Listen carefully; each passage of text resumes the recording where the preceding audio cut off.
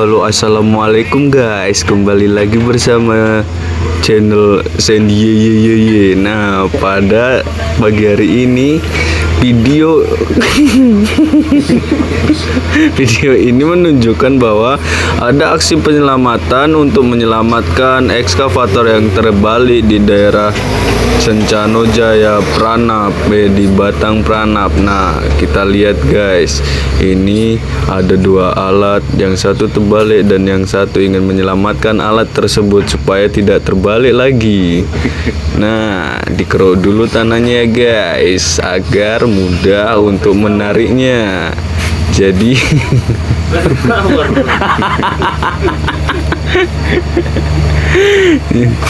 jadi dikeruk-keruk dulu, ditumbang pohonnya biar agar mudah menyelamatkan beko yang terpuruk ini. Nah, nggak apa-apa lampunya hidup, yang penting alat lancar ya.